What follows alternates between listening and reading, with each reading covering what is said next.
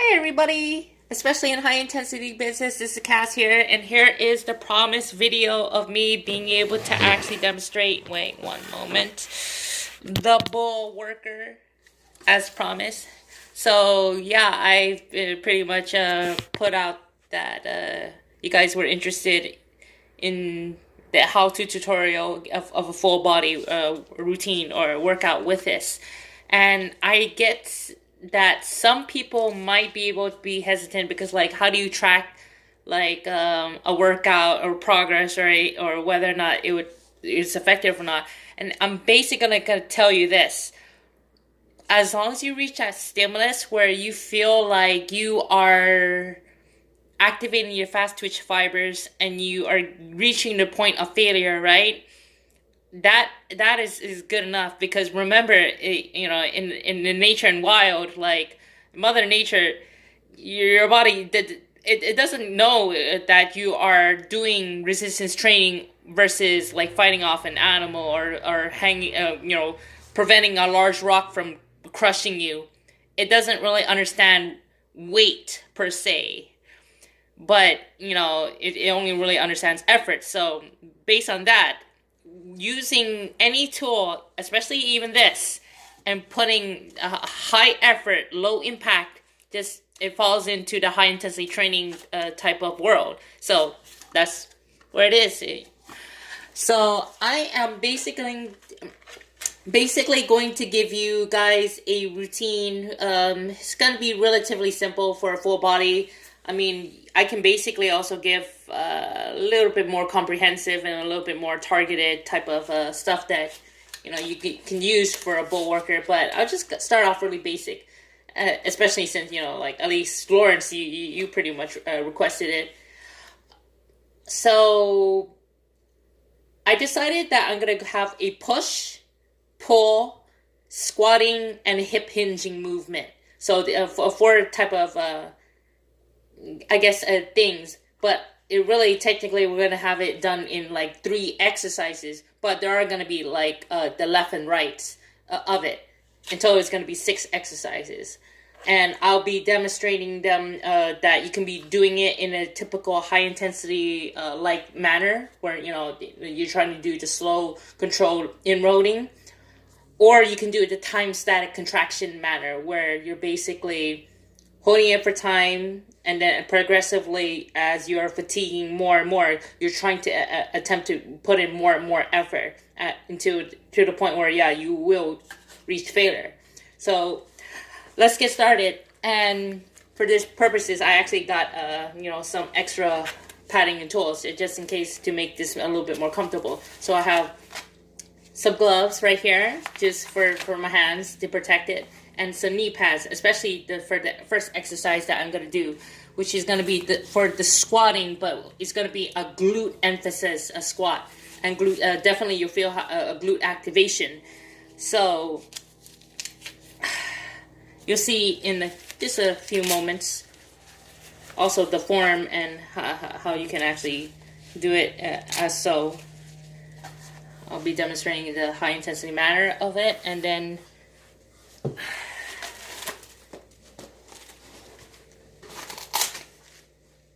demonstrating the time static contraction manner of it as well.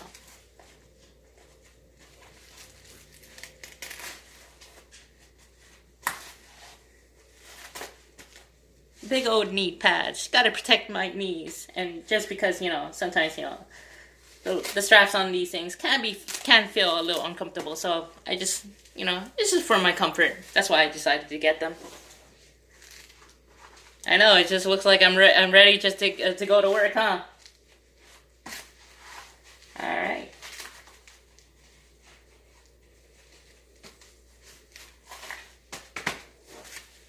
Let's begin. Look at, I'm all geared up. All right, so the first exercise we're gonna do is a glute emphasize type of squat training. So I'm just gonna adjust this just a little bit and bring this a little closer, and hopefully it'll allow you guys to be able to see just a little bit better. But just trying to work with what I got. So I'm going to have this thing over here, placing my knees as so. So hopefully you guys can see what I'm doing so far. So typically when we usually do a squat, a lot of people end up kind of not doing it in the proper way because they don't actually fire the glutes, much less having a slight abduction. Just so they end up having a condition where they end up having this knock knees. And to be able to actually correct that, you know, this is kind of like using with the Bullworker and using it, especially almost like a bodyweight squat, is like, it's like they're doing squat with those resistance bands on steroids. So I'll demonstrate the typical hit manner fashion that you can do it. Do the inroading, and then you can put on a timer for 2 minutes and see. Attempt to try to, you know, go for that inroad within that 2 minutes, and wherever you just reach that failure point, so you just record the time from there. And then you can also use the time static contraction where you do a full 2 minutes, but you know you're gauging like progressively of how the intensity and just ramping it up. So I'll demonstrate the first one. So doing it isotonically with movement. I'm starting off with good proper hip, well, you know, having my hands on the hips or so, just spine is straight, looking straight ahead. I can have my hands as so right here, just an indicator to be able to actually make sure that I'm in good alignment. And as I am going downwards, I am also making sure my abduction movement, my especially my upper glutes, medius and, well, of course I'm gonna always get maxes, but medius and minimus are actually activated. And I guess you can see the growing area, this particular area, you're creating a space. So I should feel, yeah, there you go. Feeling as so there, putting the weight into my heels, looking straight ahead, good, having good form. And of course I'm gonna count out the cadence once I reach the bottom, roughly around right here.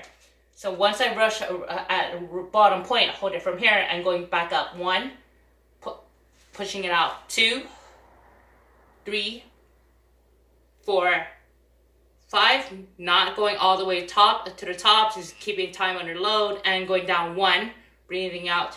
2, 3, 4, 5, 6, holding it here and so, and transitioning backward. 2, 3, 4, 5, 6, and back down slowly. 1, 2, 3, 4, 5, 6. I'm gonna give you a side angle so that you guys can see it as well. But man, my legs are like in glutes, and they're really feeling it already. So it's like, oh man, this is a typical hit manner. So, and as so, making sure that your legs going outwards and tailbone out, spine straight, and sitting into your heels. And 1, 2, 3, 4, 5, 6, sitting down just a little bit. 1, 2, 3, 4, 5, 6, and transition back down. So I'm not sure if you guys got a better angle and views at that. I'm actually activating as so. How do we do this time static contractions? Well, you start off with say the first minute. You can start off a little bit more higher, so a high and mid to high range position from here. And then as time goes by, to increase the intensity, you're going to be going down lower and lower. So for example, 1 minute, I'm going to be holding it as so, like this. The next minute, I'm going to attempt to go lower, but also try to get the abduction, increase the intensity as well. So I can try to attempt to hold it for time and keep it there as well, and I have that marker. You know, that is all determined on how much resistance and intensity you want, and then eventually, as hard as I dare and as hard as I possibly can. At this point, I'm screaming, and my glutes and everything else is just kind of like ah. You can use a wall, and you can or use a chair to help you keep the form and keep yourself balanced. So that's one way you can do it as well. And of course, I'm not going to go drive myself to failure, because, you know, I have to be able to talk and demonstrate the exercise and talk about it as well. So I'm just giving you tidbits. Next exercise we're going to do is going to be a combination of push and pull together. So it's going to be this right here. Going to be, I guess I call it the movement drawing the bow. It actually has the component of pushing outwards and pulling inwards, especially since you get shoulder retraction and a little straightest anterior work and tricep movement. So you actually have a pushing component while you're doing this. So of course you can do it the high intensity training manner, HIIT manner, and then you could also do it, I guess, how do I put it? So, you know, the time static contraction manner, where you three different levels of intensity, where you basically you warm up and until you go to the point where you just kind of just try to attempt to get those fast twitch fibers. You know, it's typical stuff that makes you feel like, oh my god, I think I'm dying. All right, so I'll demonstrate it. So this is actually going to be done left and right. So you're going to have first, I'm starting off with my right arm, and then my left hand, or left arm and hand, left side. And I am going to focus on keeping the activation of my serratus and activation of, well, when I pull my shoulder blade and scapula, right, it has this kind of almost slight rotational type of movement as so. And because of that, it's, you can do it left and right, and basically gets the upper body, from there. So I'll just demonstrate it. Going in the midline, good position, and going down. 1, 2, 3, 4, 5, 6. 1, 2, 3, 4, 5, 6. Good transition backwards. 1, 2, 3, 4, 5, 6. Oh geez. Yeah, I was already getting to the point where it was burning. So that was on my, I guess, on one side. I'm gonna do the time static contractions on the other. I mean, it really depends on what it was that you want to do. So the time static contraction, I would be say I have this marker right here, and I want to hold it at, say, the 85 mark. So I just start off from there, hold it at the 85, starting out. And then eventually, as time goes by, after 1 minute has passed, and it goes to that 1 minute transition into my second phase, where I'm gonna go into 95. I'm holding it out and holding it for 95. And at this point, I'm really shaking. I'm having that glycogen really being burnt up and immobilized. And then eventually, from that 95, I'm gonna try to attempt to go to maybe 105 or even further as my last ditch attempt. And at this point, I'm screaming, and I'm like, oh man, I don't even know if I can make it anymore. And at that point, I pretty much, once that timer goes off with that 2 minutes, I'm done. And with that set, take it a little breather, and then I move on to the next exercise. So that was like where you got technically our lower body, the legs, the squatting position, upper body push and pull.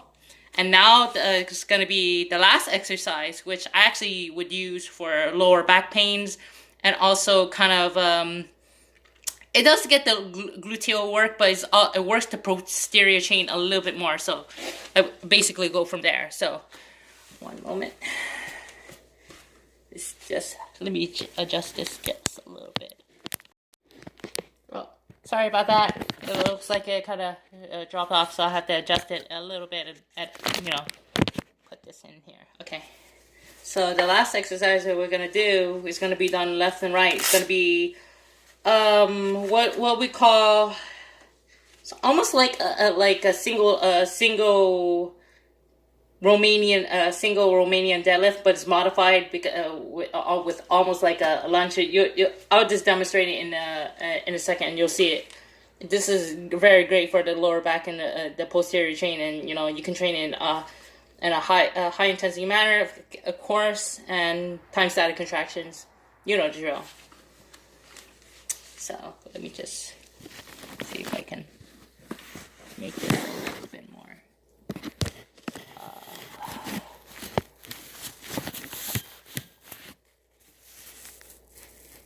Okay, let me see. Hopefully this should work. Oh well, okay. Oh, actually, yeah, okay. So I'm gonna be placing my feet as so onto the floor right here. I'm gonna have the opposite hand starting out right here, having my legs roughly around, I guess you can say, you know, shoulder width-ish apart, and having the other leg bent and having a knee bent, just you know, a rough 90 or so, just to be able to get straddle, well, not really straddle, but just to be able to keep my balance. I'm going to have my other hand right here on my upper glute and upper hip, just to be able to actually make sure that I am activating the posterior chain and getting that neural feedback. So with this double hand, I'm going to start off going 1, looking up, 2, 3, 4, 5, hold it there and back down slowly. 1, 2, 3, have that hip hinge. 4, 5, and back up. 1, 2, 3, 4, 5, and back down. 1, 2, 3, 4, 5. So yeah, it's definitely a single leg Romanian deadlift, but you know, done in a more safer manner. And of course, right here, I'm gonna do it on the other side. That's time static contractions. So you could do it this way, one side with movement and one side, you know, time static contractions, or you can just have all traditional HIIT training, like with the movement, or all of it time static contractions. It's totally up to you, and you know, you should have the freedom how you want to be able to experience momentary muscular failure. Okay. So going from here, I'm gonna have a certain marker where it's just gonna be, I'm starting out in this position right here. You know, like in the bottom position. I'm gonna pretend as if I held it for a minute to warm it up, and then eventually I go into position 2, where the intensity and the resistance is increased, and eventually I try to drive this up as hard as I possibly can. And almost as if I'm going to do a full deadlift where my glutes are going to be engaged and contracted. And at this point, my lower back and everything, my posterior chain, it's just on fire. So this is at the hardest point that I could possibly try to hold. And then eventually, well, after that 2 minutes, I'm pretty much gasping for air and dying at this point. But other than that, that should be it for terms of I guess the exercises. And well, I just decided to make it really relatively simple so that it isn't so bad, but you do definitely get the whole full body stimulation, especially from just using this neat little Bullworker. But you know, if you guys want any other special type of exercises that is more specific, I can't do that. Just that, you know, just you guys gotta let me know. Like, do you guys want something like internal rotation, external rotation, or for arms, or the you know, the rotator cuff muscles, or do you want some exercises for this chest specifically? lower, or I kind of did a few of the lower back anyways. I guess you say could do a few legs, but you know, I find very few people don't want to be able to actually have like hamstring movements, but you know, it could be done as well. But yeah, just let me know. And other than that, hopefully this kind of can help you guys out to be able to how to figure out how to actually train with a Bullworker and how to get results with it. And it, you know, oh, looks like I'm already sweating, but you know, that's the it can do a pretty good job at inroading. But other than that, this is Cass, and I'm signing off, and hopefully this helps.